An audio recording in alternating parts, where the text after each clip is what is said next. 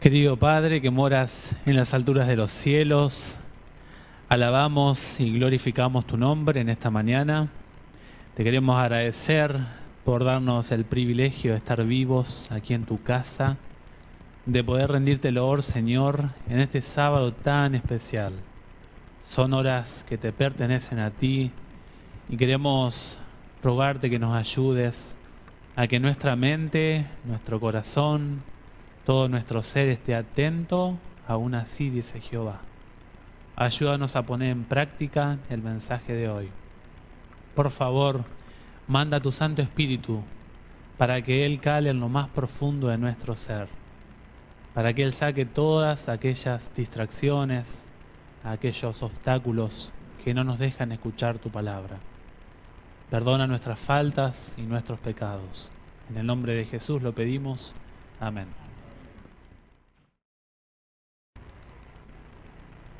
Muy buenos días, muy feliz sábado para cada uno de ustedes. Muchas gracias. Esperamos que anden bien. Acá el Señor nos da aire acondicionado, nos da un lugar tranquilo para estar estudiando su palabra.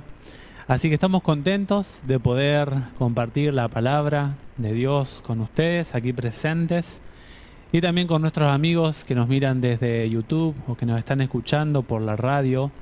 Agradecemos a Dios por el equipo de sonido, de radio que hay, que cada sábado permite que los sermones, los mensajes que se dan aquí en la iglesia puedan también compartirse con gente que no está aquí. Un buen uso de las redes sociales. Y agradecido a Dios porque también me da la oportunidad, me da el privilegio de predicar.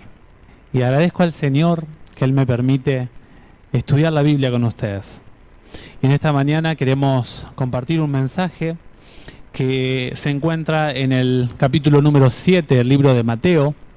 Y ahora vamos a ir hacia allá. El título del mensaje de esta mañana es Dos puertas, dos destinos, una decisión. Dos puertas, dos destinos, una decisión. El Sermón del Monte. El capítulo número 7 del libro de Mateo está dentro o está enmarcado en uno de los mensajes de la ética del cielo.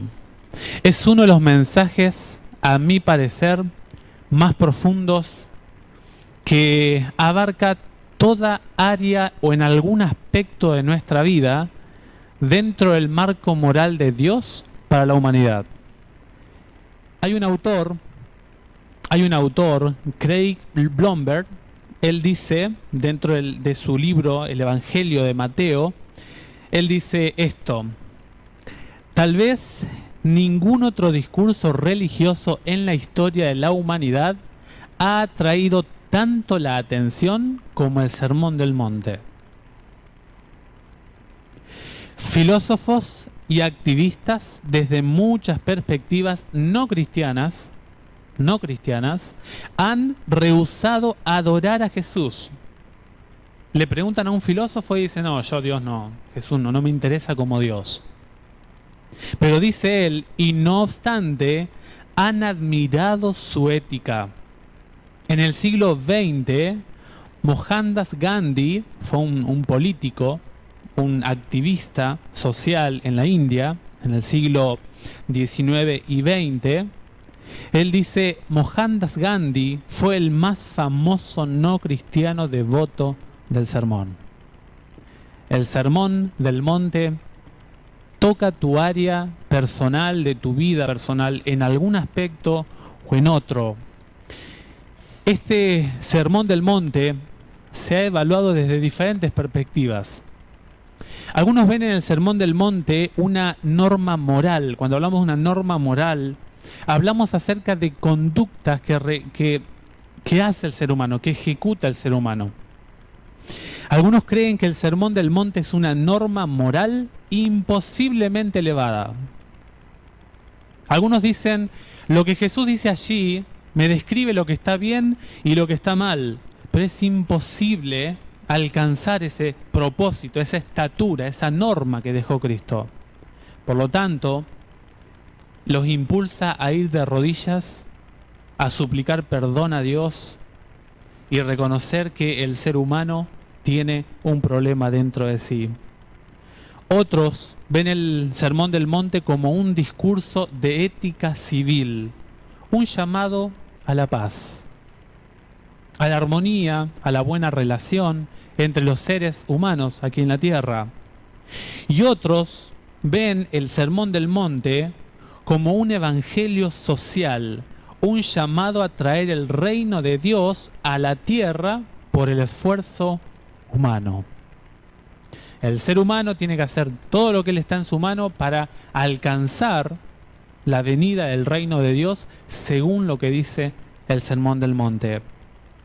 Por lo tanto, en este sentido, todos los lectores del Sermón del Monte, en algún aspecto o en otro de su vida, se encuentran con la ética del cielo. Elena G. White describe en El deseado de todas las gentes, página 266, que de hecho la Iglesia Adventista cree en Elena G. White como profeta de Dios. Si usted no conoce quién es Elena G. White, nunca la ha escuchado, o quizá duda de sus escritos, o si duda de si su don es de Dios o no, la mejor manera para comprobar si hay un profeta de Dios en la vida, en los escritos de Elena G. White, es leyéndola. No hay otra. La persona que no lee a Elena G. White, primero se perderá de muchísima información muy bíblica, inspirada por Dios. Y además esa persona no puede cuestionar el don de profecía en esa mujer. Yo le creo a alguien que cuestione a Elena G. White cuando la ha leído toda y decide, pese a lo que ha leído, no creer en ella.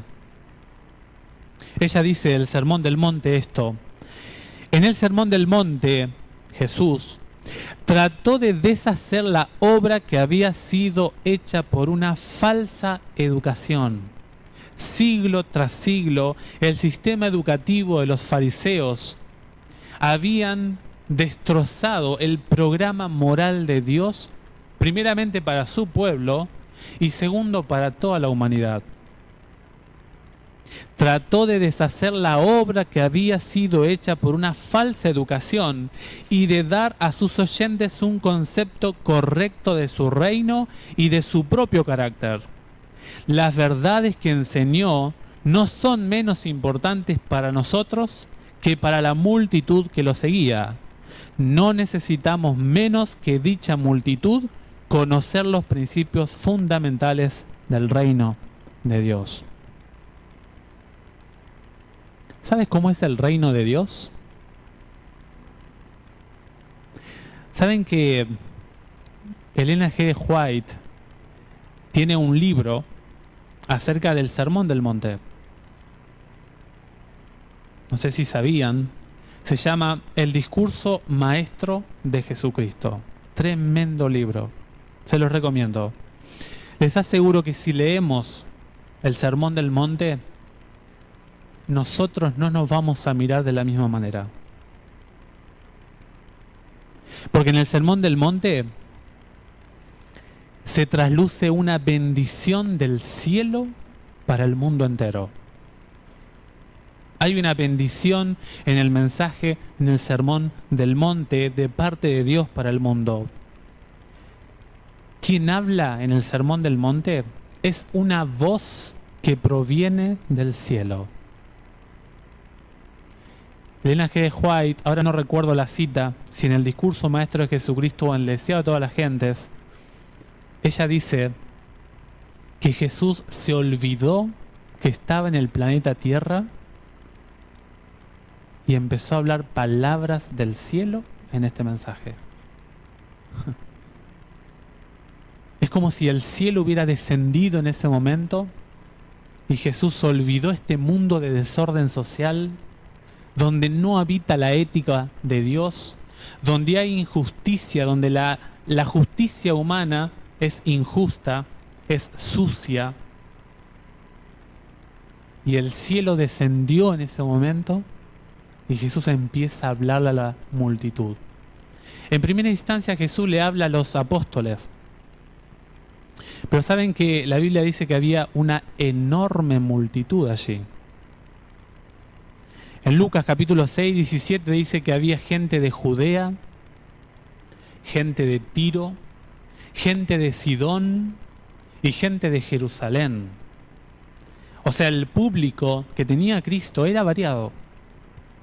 Era un público tanto creyentes como no creyentes. O sea, si uno es creyente, si uno está con Dios, si uno está relacionado, tiene una comunión con Dios, el mensaje, el sermón del monte, el contenido de este sermón, también es para nosotros. Nadie queda excluido, según la Biblia. Este sermón del monte fue dado a la humanidad como ley que enunciara sus deberes. En este sermón se describe tu responsabilidad y mi responsabilidad para con Dios. ¿Sabes cuáles son tus deberes para con Dios según el sermón del monte? ¿Conoces cuáles son tus responsabilidades para con la norma ética, o sea, las acciones buenas y malas según la norma del cielo? Tienes que leer el sermón del monte. Además, el mensaje del sermón del monte se enunció para traer luz del cielo, para infundir al ser humano esperanza y consolación en el desaliento. Cuando vienen las pruebas, cuando vienen los problemas difíciles, refúgiate en el sermón del monte. Vas a encontrar palabras de aliento, de bondad, de interés, de misericordia de parte de Dios para ti. El sermón del monte tiene esta naturaleza. Es un mensaje donde hay gozo y estímulo, en todas las vicisitudes de la vida. Y finalmente el último punto para introducir es que tú y yo debemos escuchar al príncipe de los predicadores. La homilética, o sea, la presentación que hay en el Sermón del Monte, no lo habló tal o cual pastor humano. Lo habló el buen pastor. Yo soy el buen pastor, dijo Jesús, con artículo definido, no hay otro. Por eso, escuchemos al príncipe de los predicadores, el Maestro Supremo, pronunciar las palabras que su Padre inspiró. Solamente me quiero concentrar en esta mañana en dos pasajes. En dos pasajes del Sermón del Monte que nos van a hablar, o estamos en un lado o estamos en el otro lado. Acompáñenme por favor a Mateo capítulo 7, capaz que ya están allá.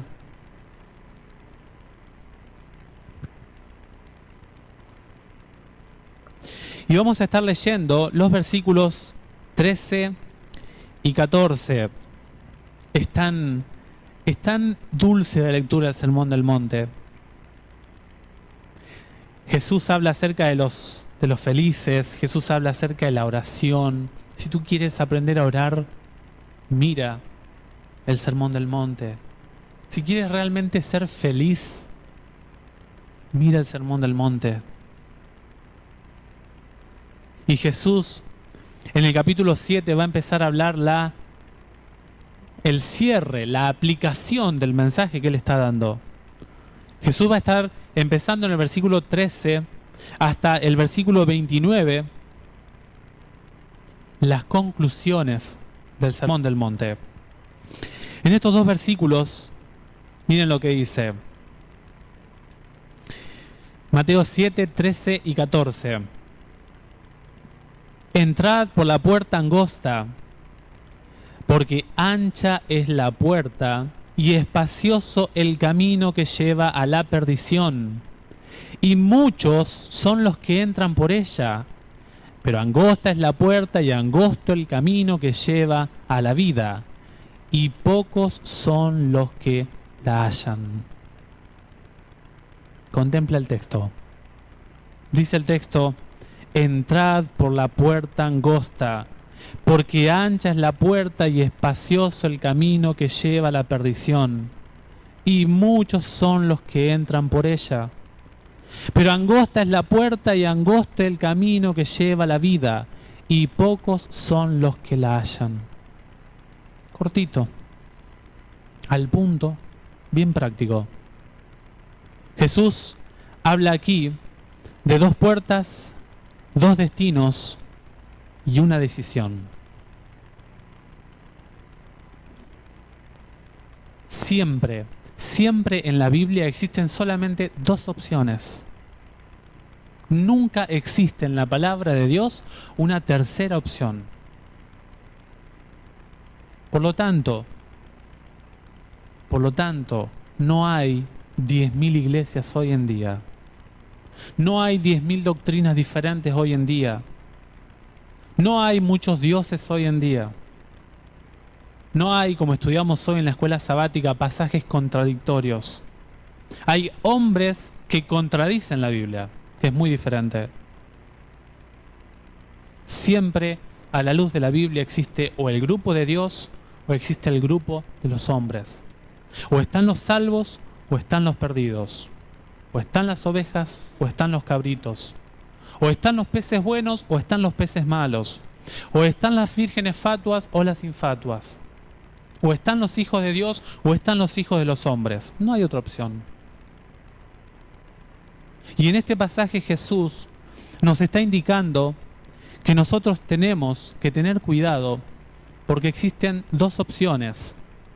Dos opciones. Algunos aspectos generales del pasaje. Noten ustedes que el versículo 13 dice: entrad. Entrad. Esta palabra, la Biblia se escribió, el Nuevo Testamento, lo que estamos nosotros leyendo, se escribió en griego. En griego. La palabra, por allí en el español, no se alcanza a palpar en su plenitud, pero la palabra entrad está compuesta de dos palabras y habla acerca de una acción, hacer algo, y un tiempo. Si ustedes miran el griego, tiene dos palabras que dice: acércate, muévete, ven, decídete, la acción. Y luego el tiempo es ahora. Ahora. La primera palabra no es una sugerencia, no es una opción, no es si a ti te parece. Dios está diciendo: toma una decisión. Jesús, en este versículo 13, empieza la conclusión del Sermón del Monte. Y Jesús luego va a hablar de las consecuencias si no entramos en el reino de los cielos. Este pasaje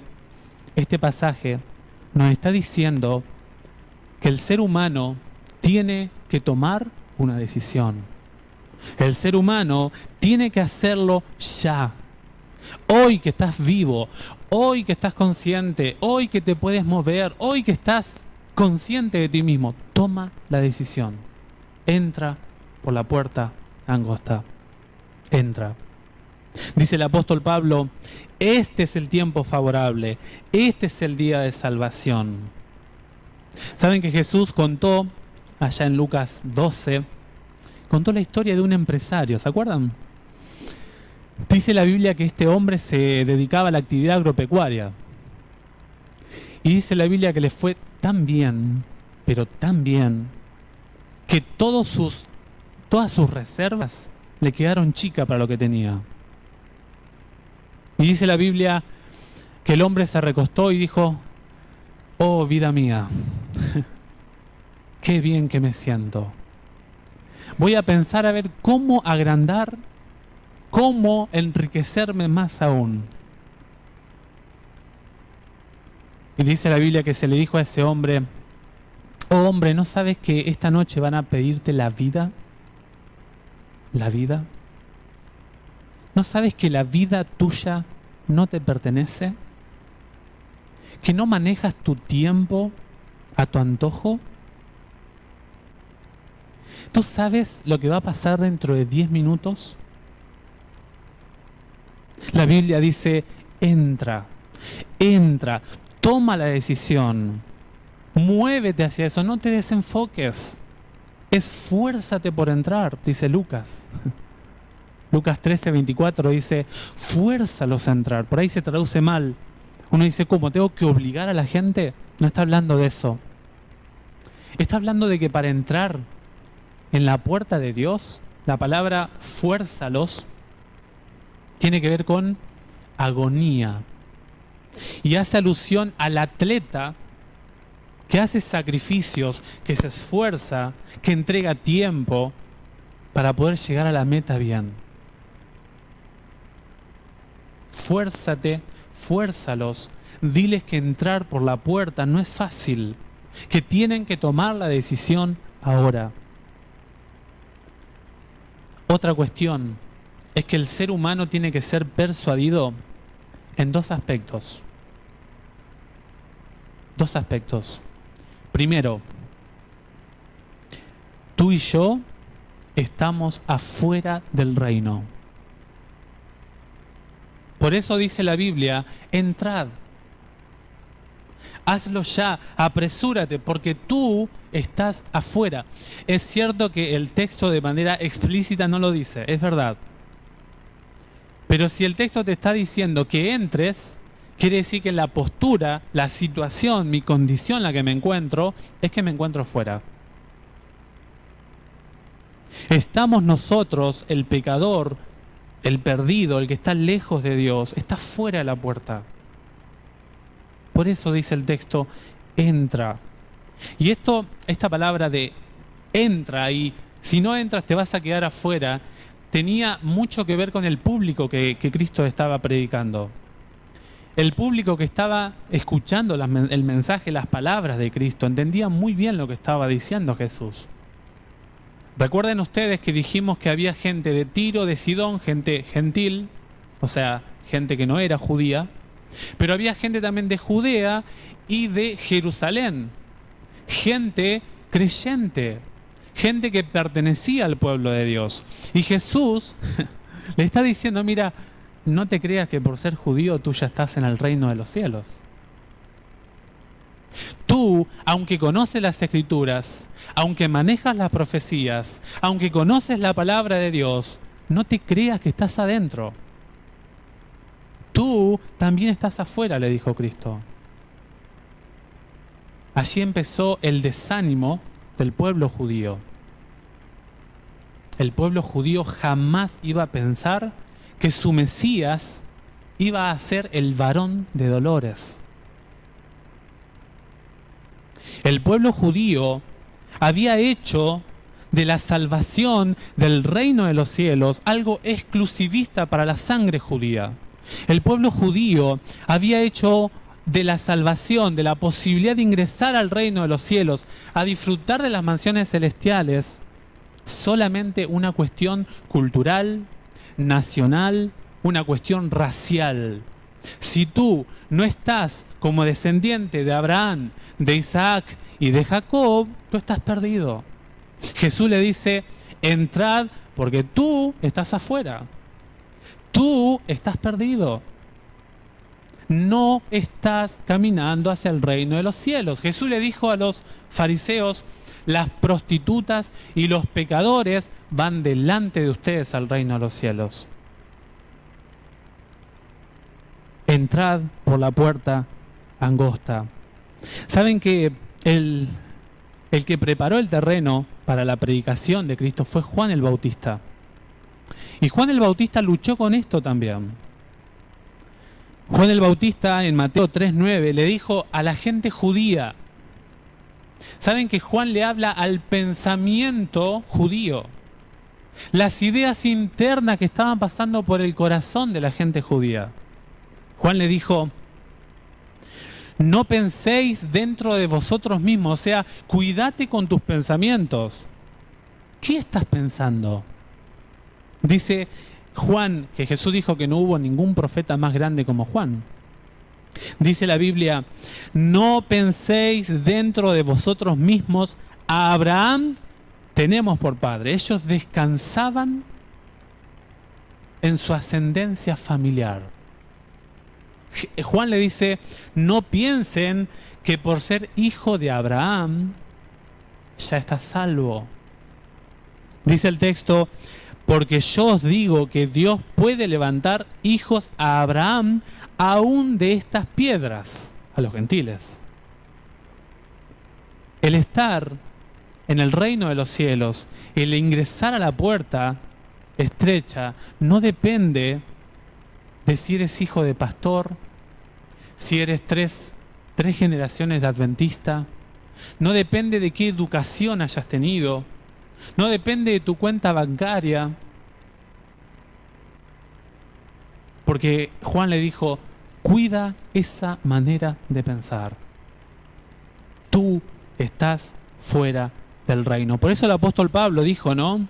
No todos los que descienden de Israel son israelitas. Y podríamos traducirlo a nuestro tiempo. No todos los que son adventistas son realmente adventistas. Dice el texto, no todos los que descienden de Israel son israelitas. O sea, en Israel había apóstatas, había babilonios. Dice el texto, ni por ser descendientes de Abraham son todos hijos suyos. Romanos 9, 6 y 7. Cuídate. Si tú crees, si tú has pensado que por ser adventista, que por ser cristiano, por hacer el bien, tú ya te ganaste el reino de los cielos, cuidado.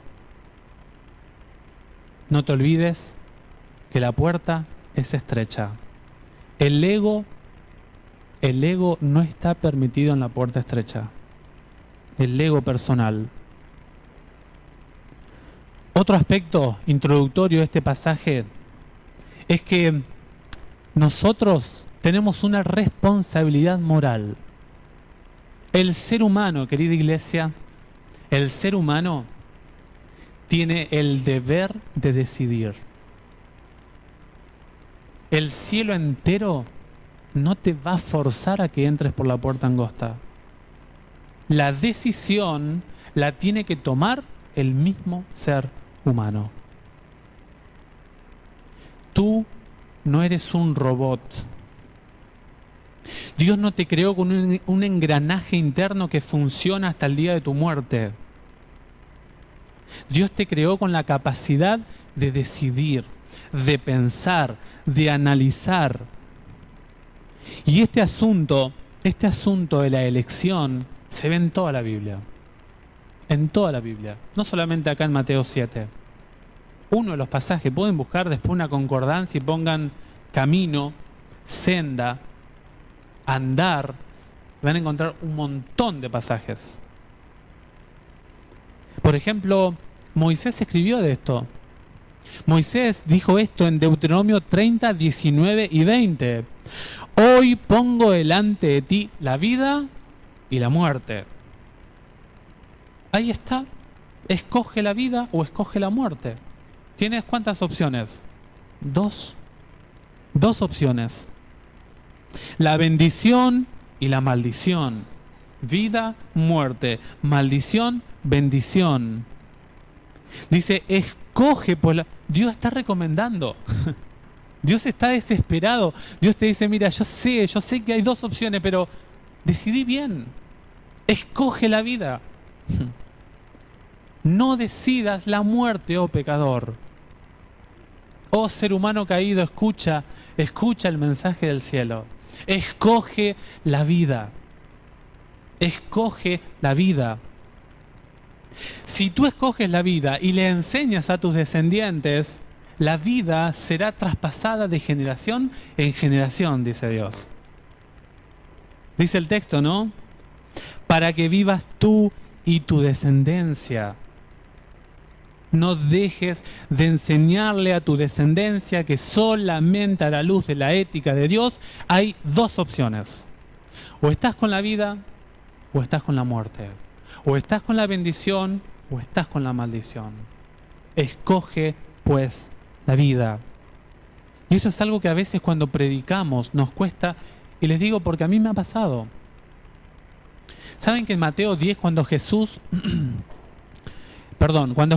en Mateo 10 enseñó a predicar, mandó a los apóstoles a predicar, les dijo dos cosas. Bueno, les dijo varias cosas, pero dos de los puntos que quiero destacar es esto. Hay gente que los va a recibir y hay gente que no.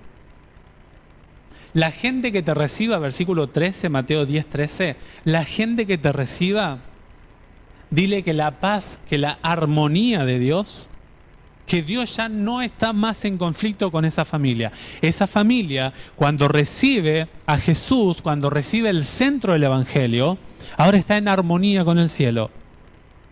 Pero el versículo 14 dice, la gente que no te acepte, sacude tus pies y déjalo en paz. No fuerces al que quiere aprender de Dios. No atropelles el libre albedrío. Dios no lo hace, no lo hagas tú. Cuando la gente te diga que no quiere, tenemos que respetar la decisión de la gente. Porque la gente tiene un deber moral para con Dios. Tiene una responsabilidad en sus elecciones. Tiene un deber para hacer de su vida o el programa de Dios o desechar el programa de Dios. La gente decide. Hablemos un poquito de las puertas. Vamos a ver hasta dónde llegamos. Las puertas. Jesús era un especialista en tomar los símbolos y llevarlos al reino de los cielos. Es la forma. De lo conocido lo llevaba a lo desconocido. De algo que la gente interactuaba a algo que la gente desconocía. Y uno de los instrumentos que usó Jesús fue la puerta. La puerta. Saben que la gente entendía muy bien esta parte de la casa. ¿Saben por qué? La gente en Palestina vivía en ciudades amuralladas. Y vivía en colinas escabrosas y algunas de sus casas estaban en la altura. Que si la persona no llegaba con luz del día, la persona se quedaba fuera. La persona no podía entrar a su casa, no alcanzaba a descubrir el camino, el sendero para llegar a su casa. Por eso, la persona que venía al final del día tenía que desesperadamente llegar con luz para entrar a su casa, a un lugar seguro. La persona que no llegaba se quedaba fuera. Entonces cuando Jesús empieza a introducir esto, la gente está diciendo, va a haber obstáculos en el camino y va a haber un camino ascendente. Jesús ahora les va a decir, entrad por la puerta angosta, no te quedes afuera. En este andar en la vida cristiana, le dice Jesús, corres el riesgo de quedarte afuera. Entra por la puerta angosta. Hablemos de algunos puntos de la puerta ancha. No me interesa tanto hablar de la puerta ancha porque la puerta ancha justamente es una decisión sin filtrar nada. La puerta ancha es una puerta que ofrece un estilo de vida en el libertinaje, en hacer lo que tú quieras, en decidir como a vos bien te parezca, según tu mirada, según tu perspectiva. En la puerta ancha no existe lo que dijo Jesús, si tu ojo derecho te es ocasión de caer, arráncate. Obviamente que estaba hablando de forma no literal. Hablando de, Si tú tienes un contacto con el pecado, abandónalo. Si tienes una amistad que te lleva al mal, déjala. Si tu tentación es el fútbol, perdón la comparación que justo hoy, abandónalo.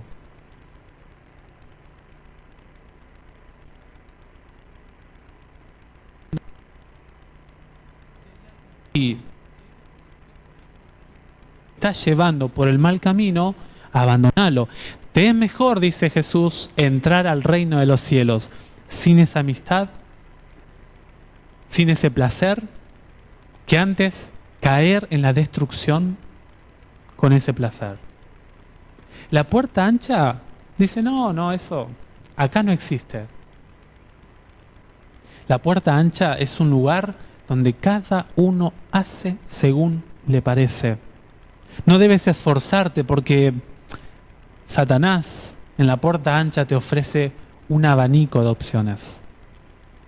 Pero saben, Satanás te lo cobra. De una u otra forma, el enemigo de Dios no regala nada. Y no lo digo yo, lo dice la Biblia, ¿eh? Esta puerta lleva a Dios, pero de forma solamente racional. ¿Saben que la Biblia dice que los demonios creen? ¿Qué significa esto? Que lo tienen como un conocimiento más, pero jamás van a hacer la voluntad de Dios. Es como decir, sí, yo sé que la harina hace mal, pero yo sigo comiendo pan, ¿verdad? Tengo el conocimiento, lo sé, pero no tomo una decisión con respecto a eso. El demonio dice, sí, yo... ¿Se acuerdan del caso de en Éfeso? Cuando el apóstol Pablo dice que en Éfeso había gente que estaba diciendo a un poseído, ¿no? En el nombre del Jesús que predica Pablo, te digo que salgas de él. Y el demonio le dijo, yo sé quién es Jesús. Y dice la Biblia que los golpeó. Los demonios saben quién es Cristo.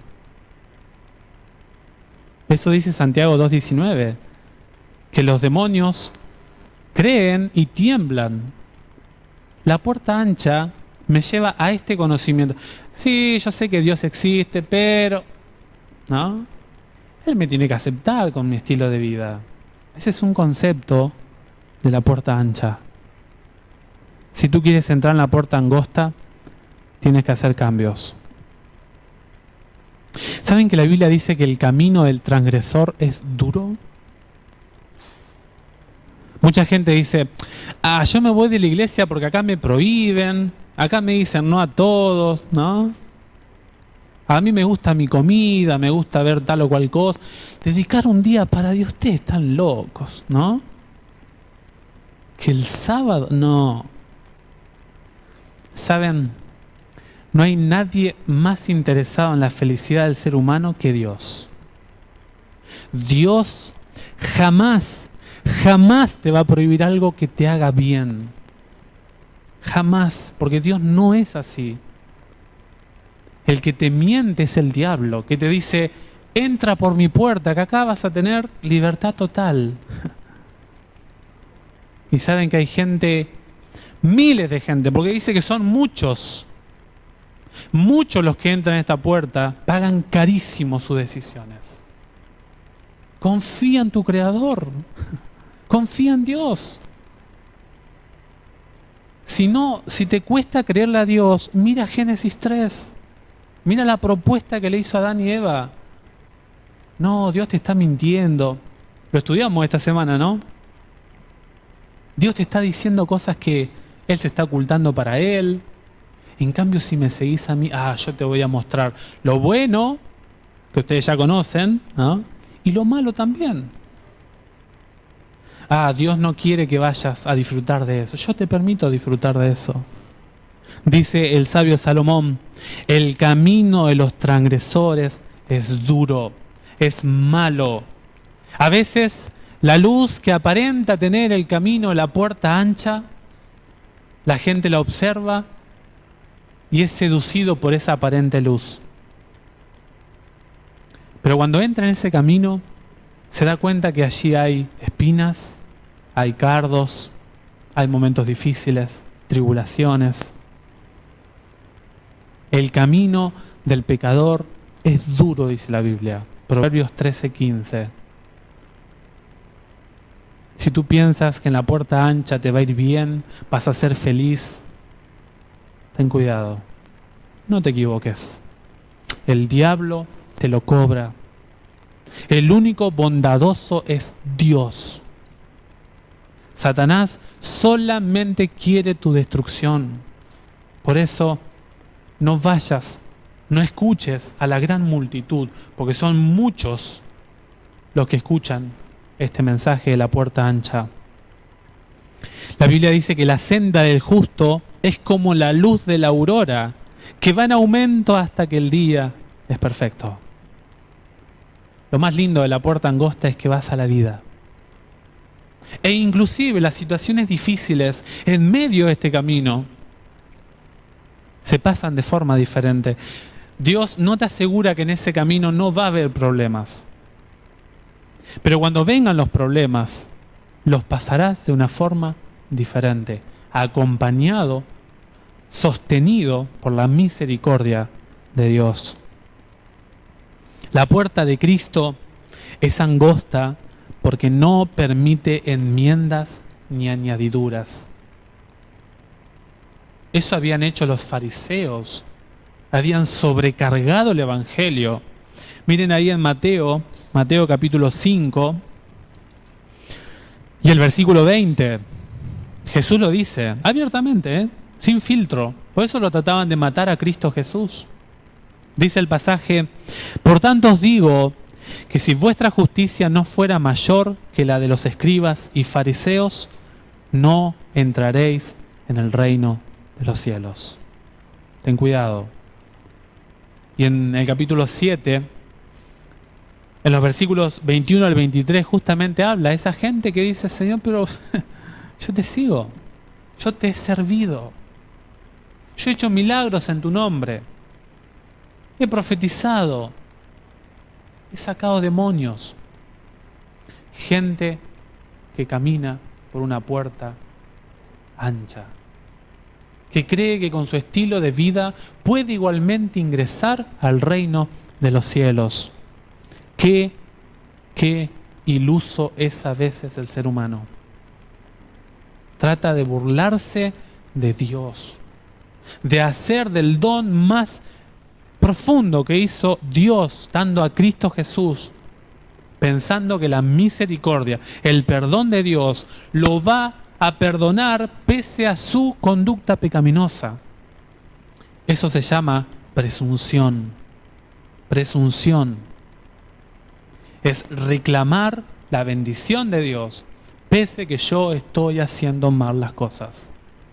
Cambia, dice Jesús. Si tú sigues el consejo de estos hombres, tú no vas a poder entrar al reino de los cielos. Te vas a quedar afuera. La puerta angosta no admite una justicia rebajada, no admite una obediencia a medias. O eres cristiano o no eres cristiano. O sigues el camino de Dios o estás fuera de Él. No hay manera de un poquito hoy y un poquito mañana. Esa es la puerta ancha. Nosotros tenemos que tomar una decisión. La puerta angosta es un estilo de vida. La puerta angosta no es una religión. Ahí en Mateo, justamente, le está diciendo Jesús: no sigan a los religiosos. Los religiosos, la mayoría, está fuera de los caminos de Dios. La palabra religar no tiene que ver con simplemente una iglesia, estar dentro de una organización religiosa. La palabra religar tiene que ver con personas, seres humanos que han comprendido su situación pecaminosa, entran en comunión con Dios, piden perdón por sus pecados, deciden bautizarse y decirle: Señor, quiero iniciar una vida diferente. Basta, Señor, basta de seguir con el juego de hoy sí, mañana no, hoy no hago mi culto, Hoy me olvido de orar. Basta de ser indeciso. Entra por la angosta, dice el Señor Jesús. Hubo una reacción de la multitud, ¿saben ustedes? A la multitud no le gustó para nada lo que dijo Jesús. Para nada. ¿Saben que Jesús en Juan 10 habla de la puerta? Y la gente cuando escuchó, dijo, pero este está enseñando otro tipo de puerta. No es el nuestro, no es nuestro evangelio. Y la Biblia dice que la gente tomó una decisión. ¿Saben qué dijo la gente? Acompáñenme, Juan 10. Juan capítulo 10. Por ejemplo, el versículo 7 dice, yo soy la puerta de las ovejas. Yo soy el camino, después dice en Juan 14, la verdad y la vida. Dice el versículo 14 en Juan 10:14, yo soy el buen pastor y conozco mis ovejas y las mías me conocen. Así como el Padre me conoce y yo conozco al Padre y pongo mi vida por las ovejas. Versículo 17, por eso me ama el Padre, porque yo pongo mi vida para volverla a tomar. ¿Saben lo que le está diciendo Jesús a los judíos? El concepto de Mesías que ustedes tienen está mal. Está falto de información. Ustedes están confundiendo el reino de la gracia con el reino de gloria. Antes de que venga el reino de gloria, tiene que sufrir el siervo sufriente. ¿No han leído Isaías 53? Dice, yo como soy Dios, represento a toda la raza humana, dice Cristo Jesús. Yo entrego mi vida. Yo doy mi vida por toda la humanidad y la volveré a tomar. Le está diciendo a los judíos, el concepto de Mesías que ustedes tienen está equivocado, está errado. Y la gente dice, en el versículo 18, Jesús sigue hablando, nadie me la quita sino yo de mí mismo la pongo. Tengo poder para ponerla y tengo poder para volverla a tomar. Este mandamiento recibí de mi Padre. O sea, Jesús estaba hablando palabras del cielo.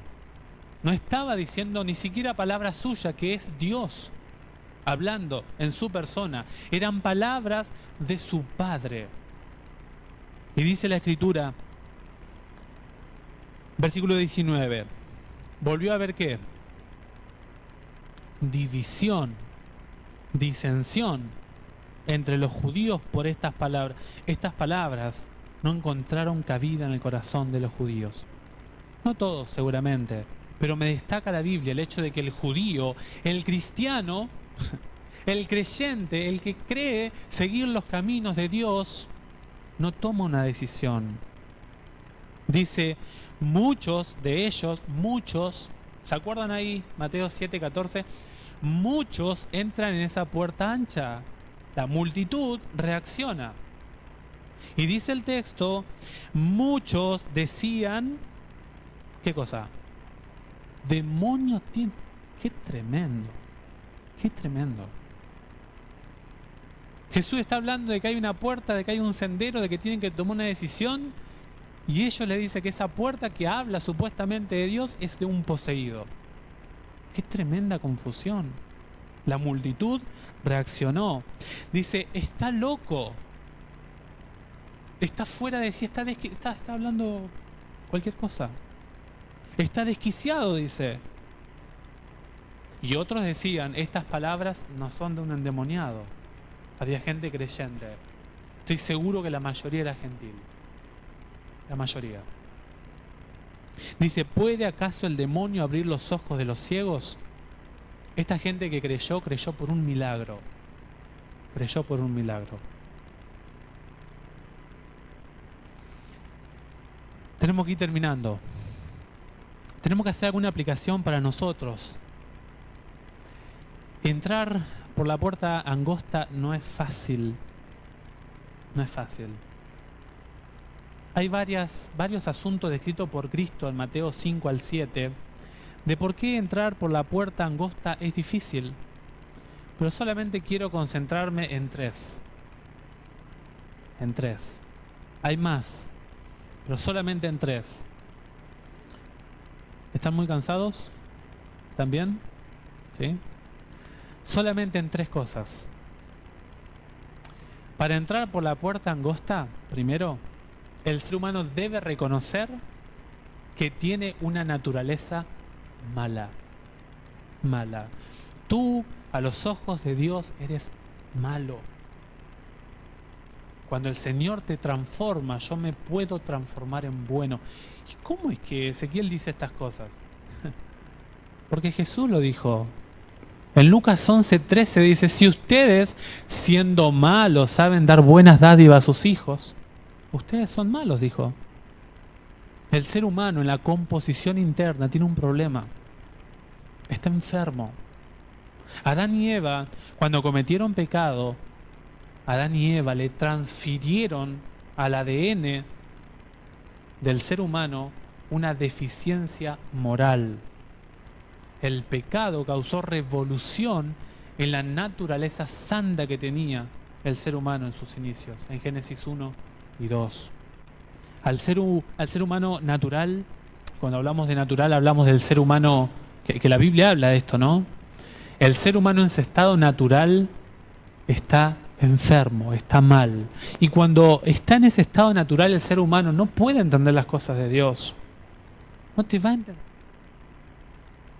El ser humano que está lejos de Dios, que no vive con Dios, no entiende las cosas de Dios. No las entiende. Dice el apóstol Pablo allá en 1 Corintios 2:14, pero el hombre natural, o sea, el hombre que se guía por los sentidos, el hombre en su estado pecaminoso, dice, no percibe las cosas que son del Espíritu de Dios, no tiene esa percepción. Porque para él son locura y no las puede entender porque se han de discernir espiritualmente. El ser humano que ve la puerta angosta es porque Dios ha hecho un acto de providencia para con ese ser humano. Dios ha usado diferentes instrumentos para llegar al corazón de ese ser humano. Pero en su estado natural, el ser humano es malo.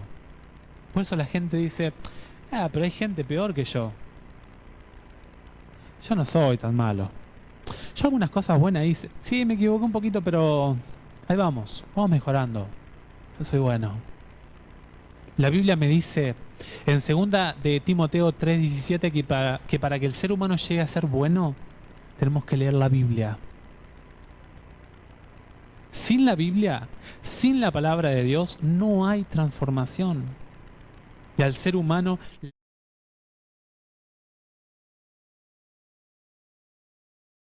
Dios, porque el ego del ser humano está en contra de la propuesta ética del Dios de los cielos.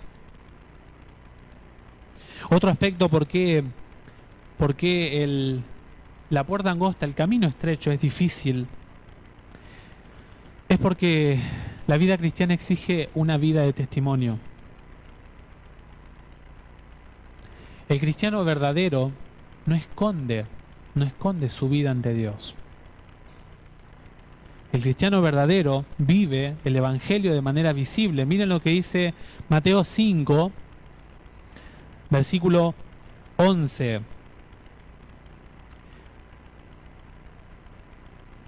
¿Cuándo debemos sentirnos felices? Dice el texto, felices serán cuando por mi causa os insulten, os persigan y digan toda clase de mal contra vosotros, mintiendo.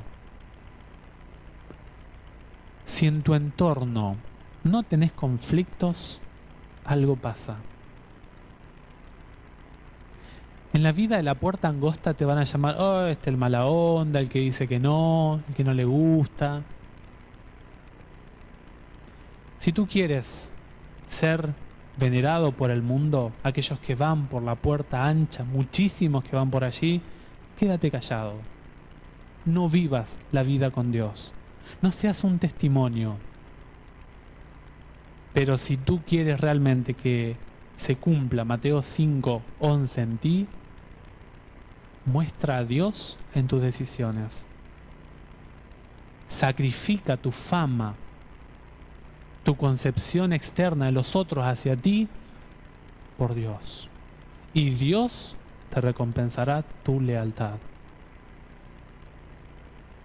Saben que la Biblia dice que nosotros somos la sal de la tierra.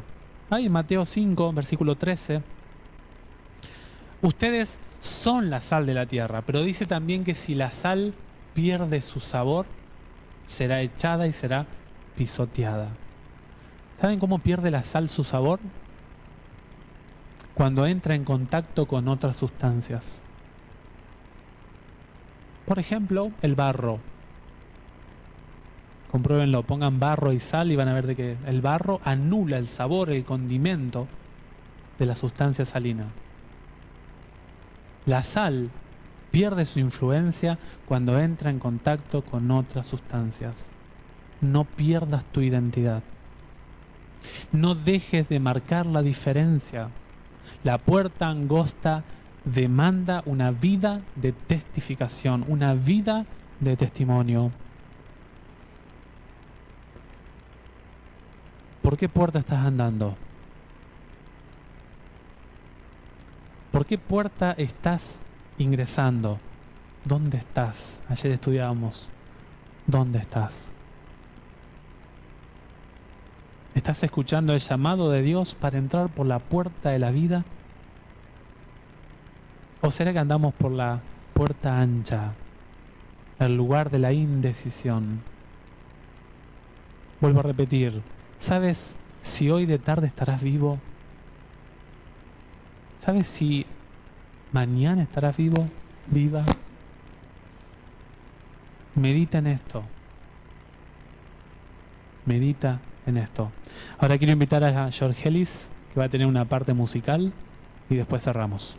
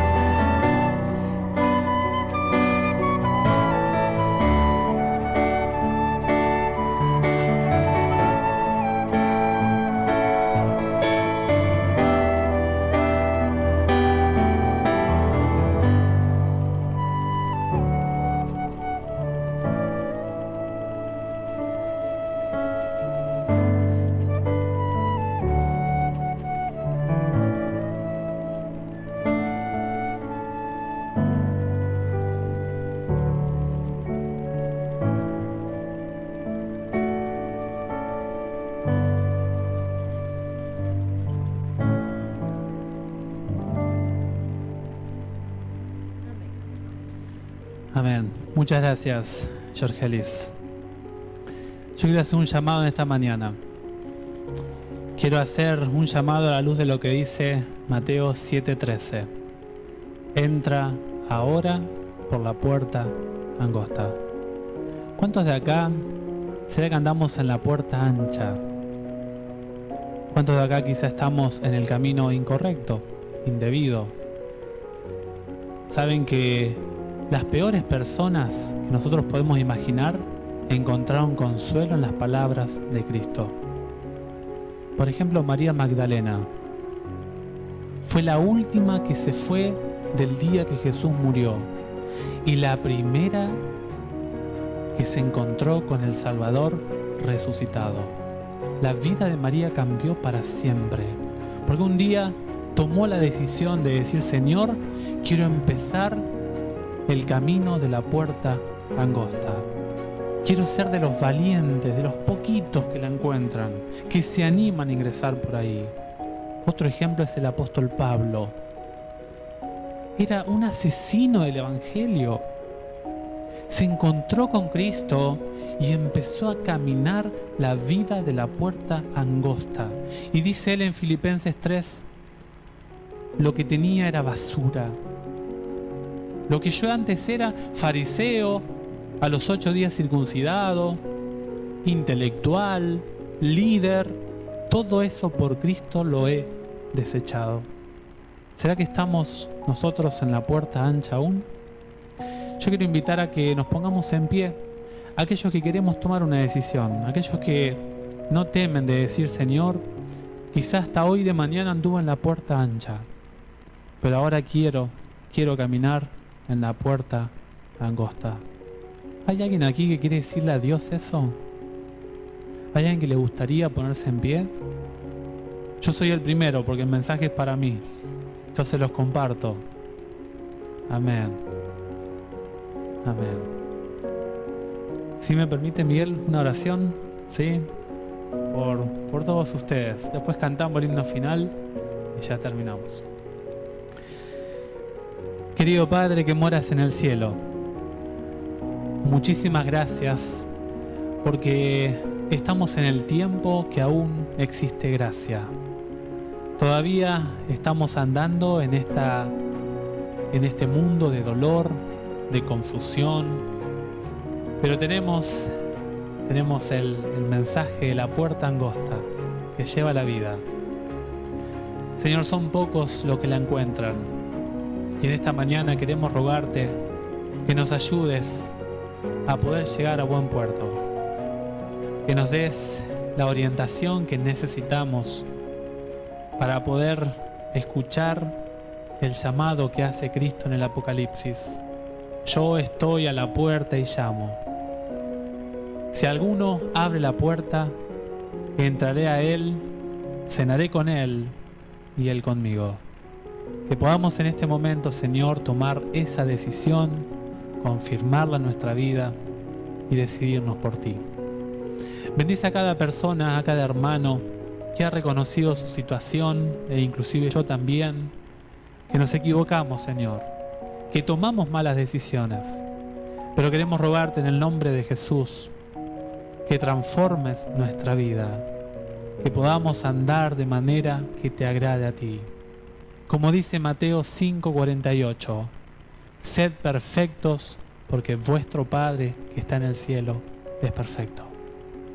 Ayúdanos a alcanzar esa madurez espiritual que tanto buscamos y necesitamos. Oramos humildemente en el nombre de Jesús. Amén.